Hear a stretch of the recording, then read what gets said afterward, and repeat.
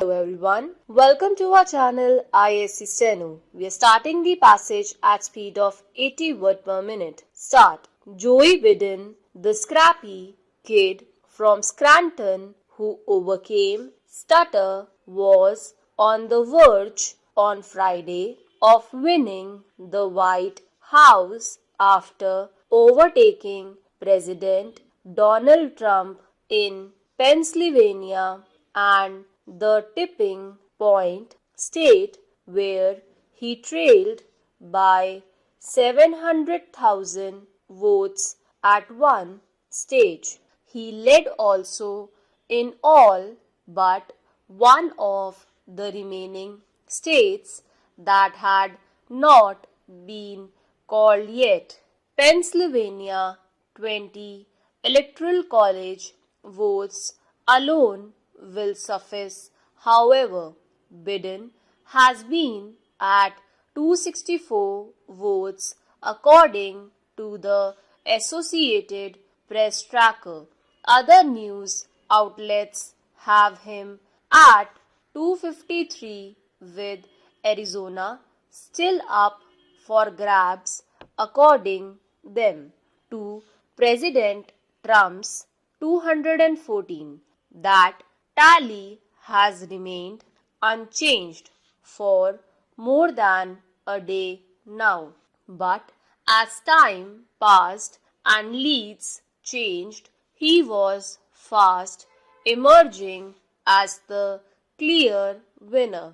The former vice president was expanding his lead over the president in Pennsylvania, was narrowly ahead in Georgia, 16 electoral college votes, a Republican stronghold that had last voted Democratic in 1992, and in Nevada 6. The President Trump was ahead in North Carolina 15, but that alone was not sufficient to get him anywhere near a credible path to victory. There was been no word from Biden or his campaign on the outcome till the time of going to print on Friday, but a sense of anticipation was setting in.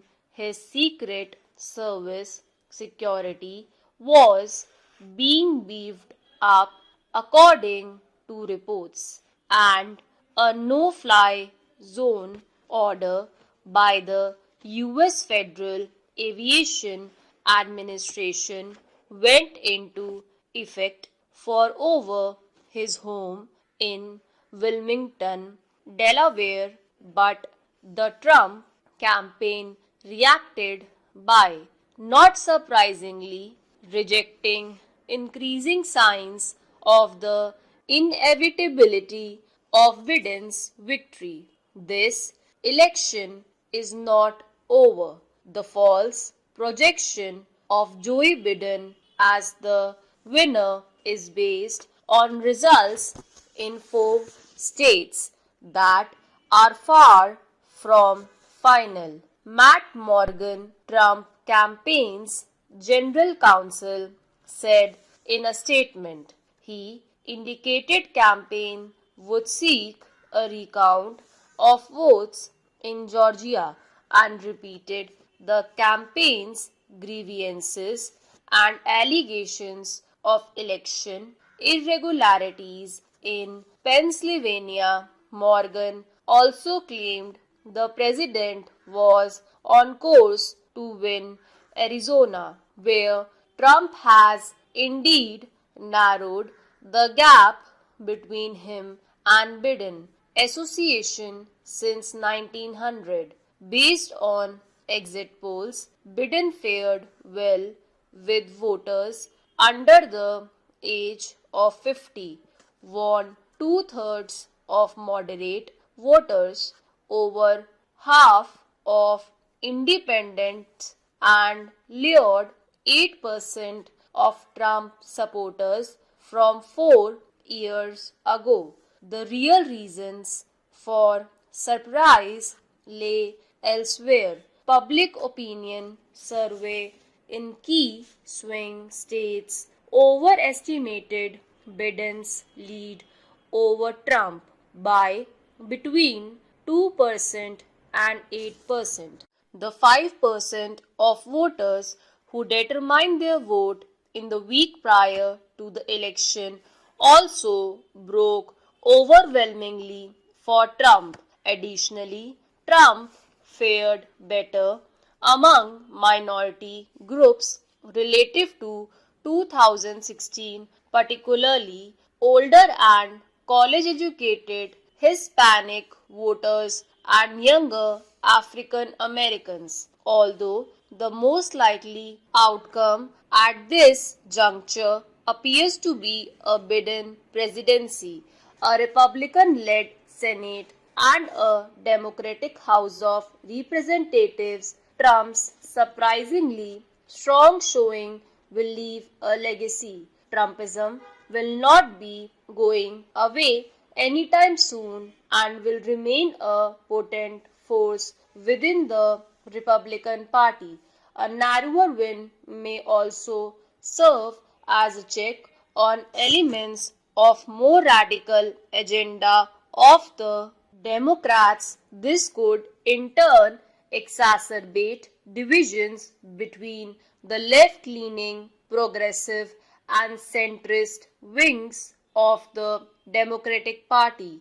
Already, the two factions are deriving opposite lessons from the Republicans' stronger than expected showing. While progressives believe they should not have made compromises, moderates fear that the left alienated some conservative constituencies. For a partner country such as India, the broad overarching implications of the election are real, even if the actual political outcomes remain fluid. Some of the changes wrought by Trump will remain among Republicans, but also as a consequence of a divided Congress and perhaps an equally divided Democratic Party. These strains might include a wariness of international trading agreements, overseas military commitments, and immigration regimes that threaten middle-class employment. A potential Biden presidency may offer a greater degree of predictability and professionalism, improving the foundations of American international power. India will probably continue to find sympathetic allies in the US Senate, reflecting an alignment in thinking on the emerging strategic competition with China. New Delhi could also find in Washington a willingness to partner with India on the climate crisis, emerging technologies, and even democracies. Finally, there may be more leeway in managing the inevitable differences in perspectives that will remain. Stop.